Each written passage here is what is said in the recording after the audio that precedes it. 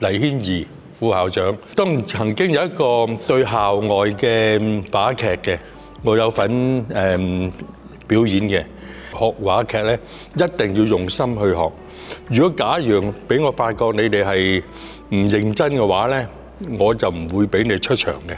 做人做事咧，就一定要有責任嚇，唔可以即係馬虎嚇，要對得自己住，要對得老師住咁樣咯嚇。咁其實細個嘅時候，我田徑方面都有啲天分，但係咧，咁我哋去到某個年紀嘅，一定有啲反叛期㗎啦。咁我當其時咧就位體育老師阿 Miss 曾啦，咁就叫我喂阿茂，你出去參加比賽，話哦冇啊，冇興趣喎咁樣，我即知都係冇去到嘅。咁咧到後邊有一次咧就上得堂啦，咁咁啱 Miss 曾咧就經過就捉住我，跟住阿鄭子豪你過嚟，咁我就諗住係咪公報私仇咧咁樣啦？咁點知阿 Miss 同我講佢話阿茂其實 Miss 想同你講聲對唔住。哇！咁樣聽完之後，我 Miss 點解講啲咁凝重嘅話題啊咁樣？個 Miss 就覺得你係一個好好嘅玉，不過 Miss 唔識去琢磨你，識去教你咁樣。我 Miss 咪絕對唔關你事，我衰仔啫。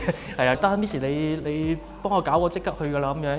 跟住咧，我就其實都真係喺呢方面發掘咗天賦嘅。咁我喺後邊都攞咗全港學界嘅跳遠冠軍，好幸運咯！即係喺度遇到一啲老師，即係佢見到我哋可能當年反叛或者唔係咁識諗嘅時候，即係佢都冇放棄我哋，亦都會去引導我哋。我覺得其實係一件好幸福嘅事。由細到大都係一個好 creative 嘅嚟嘅，即係好曳嘅話，即係 Miss 井咧一見到我咧就頭痛㗎啦，因為咧我諗我屆咧大部分嘅花名咧都係我作嘅，真係㗎。如果我而家喺現場咁講咧，55週年，佢哋唔會 say no 嘅，因為我諗大部分啲衰格嗰啲咧，阿嘉倫嗰啲花名啊，啲都係我作嘅以前。蘇俊雄老師啊，佢係生物老師，教我哋生物嘅。佢個人好嚴肅，但係咧好公正，同埋係我哋嘅訓導主任嚟嘅。咁初中嗰個咧，我唔知仲係咪阿梁小敏老師，仲喺度，係啦，咁鞭策住我哋，就我個年代到而家啦，已經係啦，都仲喺度咁樣。阿 Miss 修啦，咁佢就都依家都係教育家嚟嘅，都退休㗎啦。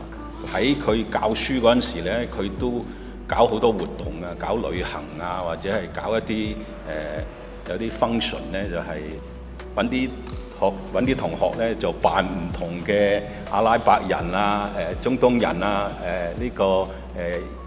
即係扮新娘啊嗰啲咁，大家係去做一個話劇咁樣嚇。我哋喺 Form 2嗰年咧有一個阿 Miss 張啊，佢對我哋咧真係無微不至。佢係我哋嗰年嘅班主任。我哋有一次考試，我哋好多個呢班人自己出貓。咁啊，終於俾學校發現咗。咁啊，講晒我哋啲同學名俾班主任阿 Miss 張聽咧。我哋個印象就好深刻，就係嗰時個 Miss 咧，好真係喊出嚟啦已經。所以咧，我哋對呢個老師咧，我哋就好尊敬嘅。因為自此之後咧，我哋就立咗志願啦，就唔出貓啦。呢個老師咧已經引導咗我哋咧做人，你考試又好與壞，你都唔應該用啲唔正當嘅途徑去做嘅。所以呢樣嘢咧，令到我哋咧第日出咗嚟讀書，讀完書之後出嚟做嘢咧，我哋都係行翻一個正途嗰啲去做咯。